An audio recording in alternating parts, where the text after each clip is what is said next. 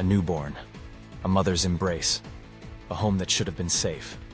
Then, movement in the shadows, a scream cut short, footsteps rushing into chaos. What force can tear life from innocence and turn a cradle into tragedy? It was a quiet evening in Agra, India. Inside a modest family home, a mother was cradling her 12-day-old newborn. Her world, her everything. The house was silent, the baby resting beside her. But then, from the outside darkness, something moved. A monkey, bold, opportunistic, watching through an open window. In a flash, it rushed inside. Before the mother could react, the animal lunged, grabbing the fragile body of her newborn with its hands. The room erupted in screams. She lunged, scratching the monkey, but it was too fast. In the blink of an eye, it was gone, jumping out of the house with her baby held tightly in its arms. The mother's cries echoed into the night. Neighbors rushed to the scene, but it was too late. The unimaginable had already begun. The mother's screams tore through the narrow streets. Neighbors rushed out of their houses, some grabbing sticks, others throwing stones, all chasing the fleeing monkey. They saw it jump from one roof to another, stopping only to hold the fragile baby tighter. Every second felt like an eternity. The crowd was in pursuit, but the animal was too fast. It slipped through the alleys, climbed the walls, disappearing into the village labyrinth. The mother stumbled behind them, shouting her baby's name. Her voice was hoarse, broken, her pleas swallowed by the night. But the monkey was gone. What had started as an ordinary evening had turned into a nightmare, one that no human hand seemed able to stop. The news spread in minutes. The entire village exploded, people shouting, doors slamming, children crying as men grabbed torches and sticks to join the search. Fear hung thick in the air, mixed with disbelief. How could this happen? How could a defenseless newborn be snatched by something as fast, cunning, and ruthless as a monkey? The mother collapsed into the arms of neighbors, trembling, begging them to bring her baby back. Her wails tore through the night, every cry breaking the heart of anyone who heard it. Groups scattered, scouring roofs, trees, and every shadow where the creature could hide. But the night was vast, and the monkey vanished like a ghost. Every second felt like a lifetime slipping away. At dawn, the seekers approached the village well. The water shimmered faintly, disturbed only by the wind. Then, someone gasped. There floated a bundle, incredibly small, heartbreaking in its stillness. It was the baby. The mother's screams tore through the morning silence as she collapsed, screaming in pain. The men hurried to pull the newborn from the water, but hope vanished instantly. The little body was lifeless, cold, silent, gone. The cruelty of the monkey had not led to theft, but to death. An entire community was paralyzed, staring at the well, realizing they had just witnessed the unthinkable. Innocence stolen and destroyed in a way no one could ever forget. The news of the tragedy spread like wildfire. Neighbors flocked to the family's home, their faces marked by disbelief. Mothers held their children closer, fathers silently stared at the horror, and cries of pain echoed through the narrow village streets.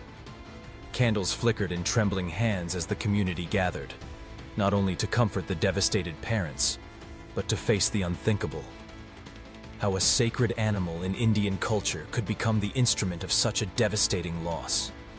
What should have been a safe place, the arms of a mother, the home of a family, was now forever haunted by the memory of screams in the night and the sight of a child lost in the darkness of a well. The village, once bound by routine and tradition, now found itself united by mourning and by fear. After the incident, pain gave way to anger. The villagers demanded answers. How could this happen and who was to blame? Police and wildlife officers arrived, but their presence only heightened the tension. Because here in India, monkeys are not just animals. They are symbols of the god Hanuman, worshipped, fed, and often protected by law. Harming them means risking the outrage of the devotees. Yet, as the child's body was carried through the streets, veneration gave way to anger. Whispers turned into shouts. If the gods protect them, who will protect us? For the first time, the villagers looked at the playful monkeys on their roofs not with affection, but with fear. Every shadow on a wall, Every rustle among the trees brought a new terror. A sacred creature had crossed a line, and a sacred bond between man and nature was now broken by blood. For the child's parents, time seemed to collapse into a nightmare that would never end. The mother, who just a few hours earlier had cradled her newborn beside her, was now inconsolable, her arms empty, her cries echoing through the village. Neighbors described her as possessed by grief, unable to say the child's name without breaking down. The father remained silent, his face pale, trembling under the weight of a guilt he did not deserve. He had failed to protect his son. The very house where the child was born was no longer a safe place. It was now the scene of an unthinkable theft. And everywhere, the sight of the monkeys was a constant torment. They jumped on the roofs, lingered in the trees, staring with black eyes that seemed to mock the family's agony. To the grieving parents, they were no longer sacred, just predators who had stolen what no parent should ever lose. The funeral was quick, but the wound left was permanent. Their child was gone, not by illness, not by fate, but by hands that should never have touched him. The village of Talabasta exploded with fear. Mothers held their newborns tighter, refusing to lose sight of them, even for a moment. The sound of monkeys screeching among the trees, once ignored as background noise, now sent chills down their spines. Anger spread as quickly as terror. The villagers demanded answers. How could this happen? Why had the authorities ignored warnings that the monkey population was getting out of control? The death of a 12-day-old baby was not an accident. It was a catastrophe born of negligence. Local officials rushed to the scene, but their words sounded hollow. Promises of intervention could not ease the deep pain. Wildlife officers spoke of capturing and relocating the aggressive monkeys, but for the community, it was too little, too late. Rumors began to circulate. Some claimed the monkeys were becoming unnaturally bold because they were being fed by tourists. Others whispered of curses and bad omens. Rational or not, the belief that the village was under siege gripped everyone. The child's death was not just a family tragedy. It became a symbol of the growing clash between humans and animals, and a terrible reminder that even in one's own home, safety can be torn away in an instant. The authorities launched a desperate search. Park rangers and wildlife officers spread out through the village, armed with nets and tranquilizer guns. Every monkey on the roofs, every shadow among the trees, was suddenly a suspect. The villagers watched with a mix of anger and terror. For years, those animals had been fed scraps, treated like mischievous neighbors. Now they were seen as predators. Mothers whispered curses through clenched teeth. Fathers swore revenge. A monkey, larger and more aggressive than the others, was spotted near the well where the child had been found. It bared its teeth at the search team, screeching defiantly before disappearing into the treetops. Was it the one? No one knew, but the crowd demanded it be caught and punished. The day faded into night as the hunt continued. Every rustle of leaves, every movement among the branches, tested their nerves. Yet the monkeys proved elusive, mocking the humans with their agility. The child's family remained silent the whole time. No capture could undo their loss. The hunt was not about justice, but control. To prove that humans were not powerless in the face of the wild. But in everyone's mind lingered a disturbing truth. Even if that monkey were caught, countless others watched from the trees. The tragedy was not an isolated nightmare. Across India, a wave of monkey-related incidents was already leaving communities shaken. Infants snatched from doorsteps, children mauled while playing, elderly pushed from rooftops. The headlines kept coming, each more shocking than the last. Experts warned that urban expansion and deforestation were forcing humans and monkeys into dangerous proximity. With fewer natural food sources, monkey troops had learned to raid markets, snatch bags, and, in the most disturbing cases, kidnap children. But it wasn't just about hunger. Some primatologists pointed out that monkeys, especially rhesus macaques, were becoming bolder, almost fearless, after generations of being fed and tolerated by people. What was once play could now turn into violence in an instant. The death of the child in Agra was no longer just a family tragedy. It was a symbol of the growing struggle of a nation to coexist with creatures that for some were sacred, for others parasites, and, as this story showed, sometimes killers. And the question hanging over everyone, if this could happen in one village, how many other families were still at risk? In the days that followed, the house where the child once cried was unbearably silent. His mother, who had helplessly watched as the monkey took her child away, remained seated in shock, barely speaking. The neighbors remembered seeing her rocking back and forth, clutching the small clothes he would never wear again. The father stayed outside, with empty eyes, unable to forgive himself for not reaching the well in time. Every corner of the village seemed haunted, the cradle left empty, the lullabies unsung. The family's pain became the mirror of every parent's worst nightmare, the unthinkable happening in their own home, not due to illness, not due to an accident, but because of a wild animal that sneaked into their lives, leaving destruction behind. The villagers whispered in fear. If the gods could allow this, what safety remained for anyone's children? The silence of that grieving mother spread farther than any scream. It became the sound of a broken community. The death of the child left scars far beyond a single family. The village, once full of laughter, was gripped by fear. Mothers held their children tighter. Fathers barred windows and doors at night. Every rustle among the trees, every cry of a monkey above them, seemed like a threat. Experts warned that as human settlements push deeper into the wild, such clashes will increase. For the monkey, the infant was no different from prey. For the mother, he was her world. And in that cruel moment, the ancient line between humans and beasts blurred, with irreversible consequences. The tragedy became more than a newspaper headline. It was a reminder of nature's indifference, a nightmare echoed in the cry of a mother who would never hold her child again. Because sometimes the monsters we fear do not hide in forests or oceans. They watch us from the trees above our homes, waiting for a moment to strike. The story of a life stolen in a few seconds is almost too much to bear.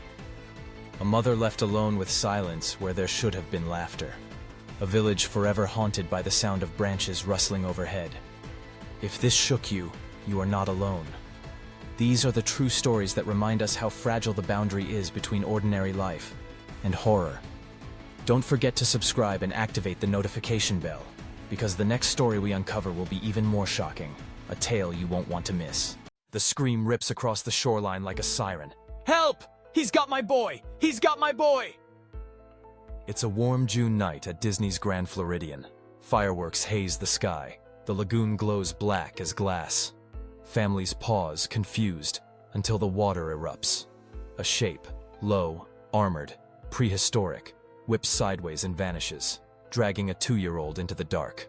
His father dives, hands clawing at nothing, splashes, shouts, a lifeguard sprinting barefoot through sand too soft to grip. The shoreline becomes a blur of phone flashlights and terror. Then, silence. No ripples, no bubbles.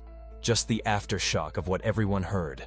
A single splash, a single gulp, and a child's name shouted into a lagoon that does not answer. Magic Kingdom music drifts across the water. Somewhere beneath it, the night has already decided. The Grand Floridian was glowing that night. Its white Victorian turrets shimmered under the fireworks from the Magic Kingdom. Families strolled the pathways, clutching ice cream cones and souvenir cups, the air humming with that Disney promise. Nothing bad can happen here. On the Seven Seas Lagoon Beach, the Graves family from Nebraska settled in to watch the fireworks show. The parents, Matt and Melissa, had lain between them, 2 years old, blonde hair catching the light, digging his tiny toes into the sand. The lagoon lapped gently at the shore, shallow, inviting. Signs were posted, no swimming. But they warned nothing of what lurked beneath. No mention of alligators, no hint that the dark water was not empty. Lane splashed in the shallows, bending to scoop handfuls of wet sand into his little plastic bucket. Matt stood just a few feet away, his eyes flicking between his son and the glowing sky. The warm Florida air was still, the kind of calm that makes you forget how quickly it can shatter. They didn't hear it. They didn't see it. But just beyond the drop-off, 2 amber eyes had locked on Lane, and they were moving closer. The lagoon's surface was black glass under the fireworks, rippling only where Lane's tiny hands disturbed it. Just beyond that innocent splash zone, the water bulged, quiet, calculated. In the predator's mind, there was no confusion, no hesitation. Instinct ruled. A flash of tail, a surge of muscle, and the American alligator exploded from the shallows with a speed that shattered the stillness. Matt barely had time to register the movement. A blur of scaled hide, a violent churn of water, before the jaws closed around his son. The sound wasn't a roar. It was a sickening crack, the kind that bypasses the ears and drives straight into the gut. Lane was yanked off his feet so fast that the bucket and shovel he'd been holding landed several feet away, the water swallowing them. The gator's head swung, dragging the boy toward deeper water in a single, horrifying arc. Matt lunged, his hands gripping his son's waist, pulling with every ounce of strength. But gator muscle was built for this. Burst power, death rolls, the unbreakable clamp of 3,000 pounds of bite force. The water around them boiled with violence. And then, with a final wrench, both predator and child vanished into the black. The shock lasted less than a heartbeat. Matt Graves was already in the water, thrashing forward into the darkness where his son had disappeared. The lagoon felt bottomless, the silt sucking at his legs as if trying to keep him from reaching Lane. He could still see faint ripples ahead, signs of movement, signs that his boy was there. He dove, arms sweeping through the murk, fingers clawing at nothing but water. The gator was invisible now, vanished into its element, its massive body twisting with practiced precision just beyond sight. "Lane!" His voice tore through the night, a desperate roar swallowed by the lagoon. He dove again, lungs burning, trying to grab onto anything, skin, hair, fabric, but the creature was already moving deeper, faster. Each second felt like an hour. The fireworks continued to burst overhead in a grotesque contrast, casting flashes of red and gold over the water. Then came the silence.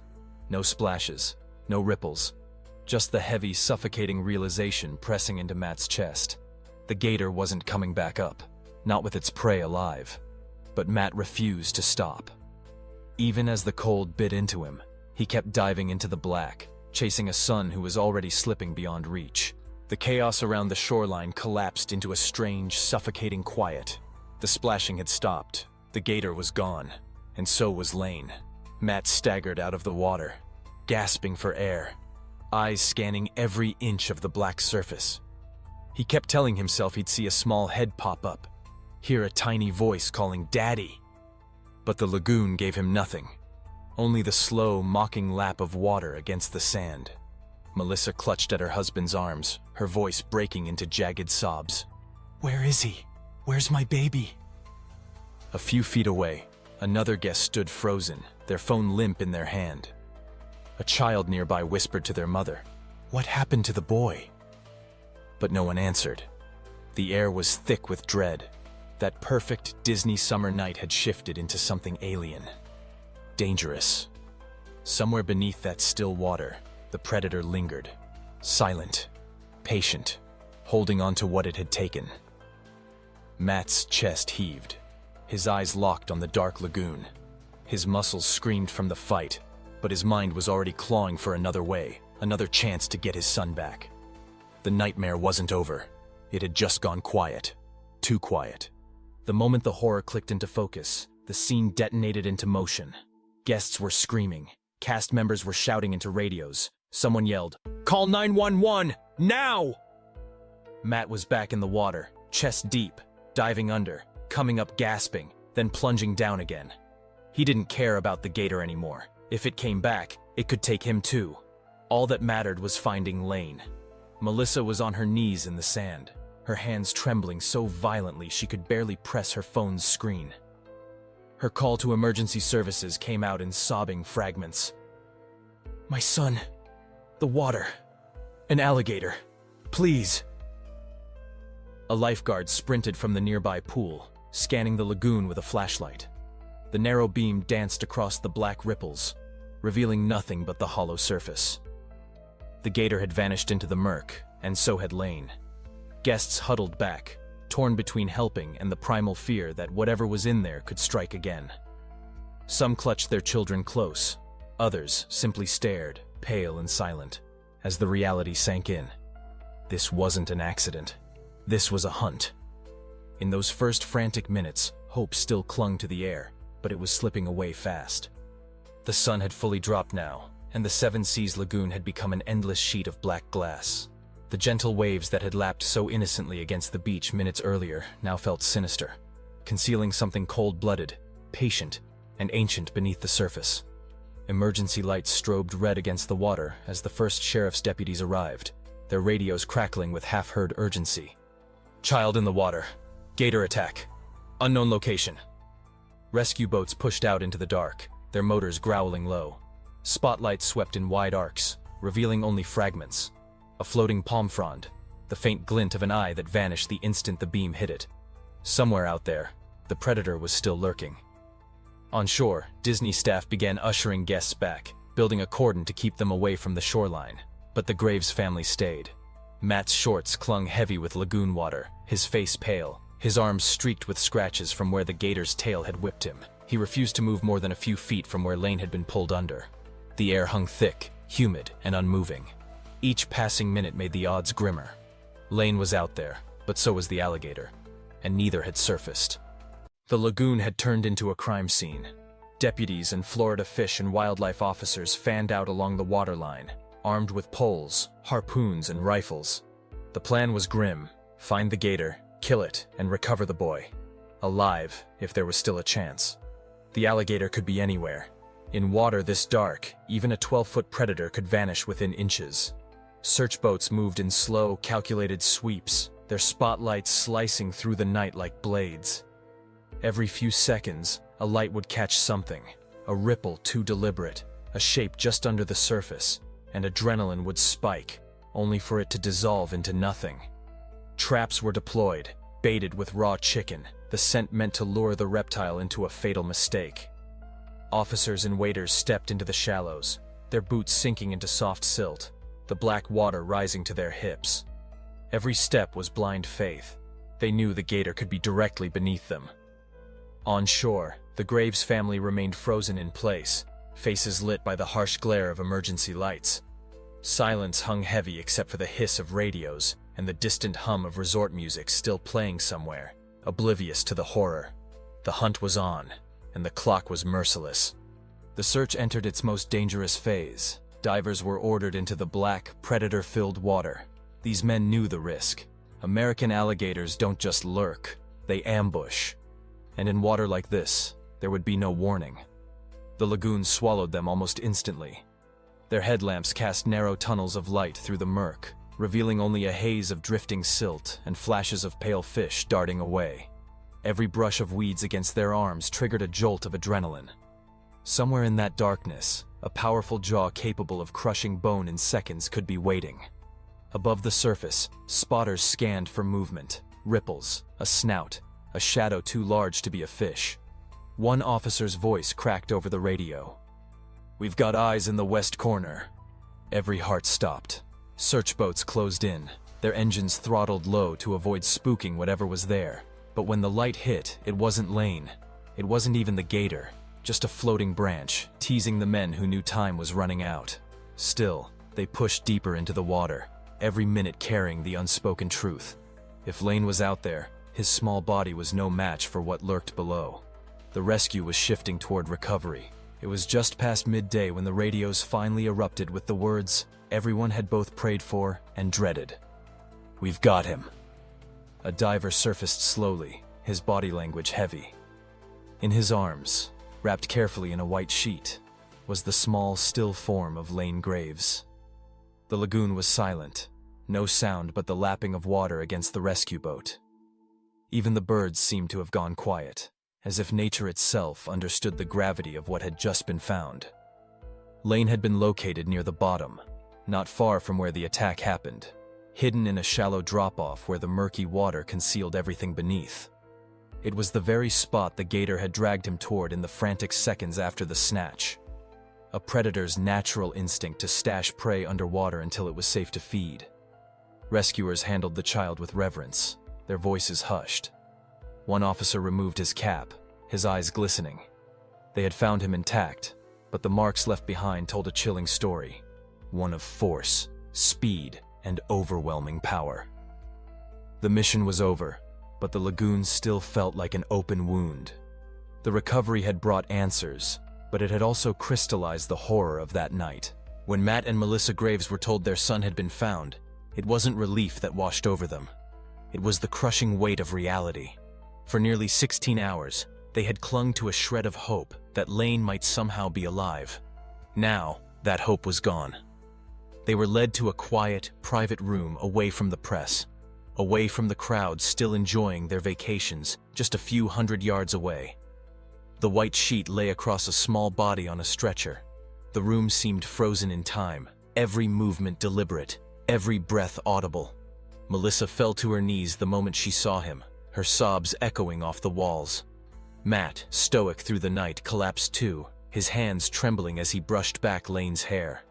The reality was unbearable. His little boy's face was still, his eyes closed forever. No parent is meant to see their child like this, still in the clothes he'd worn that night, his small shoes still damp. The only sound was Melissa whispering, "I'm so sorry, baby. I'm so sorry." In that moment, the world outside ceased to exist. The lights of the happiest place on earth might have still shone, but for the Graves family, everything had gone dark. Weeks after Lane's death, the manicured lawns of the Grand Floridian bore a new and haunting addition. A small lighthouse statue, pristine white, standing at the edge of the lagoon. Disney called it a tribute. For Matt and Melissa Graves, it was both a symbol of their son's light and a reminder of the darkness that had taken him. The memorial was quiet, unassuming.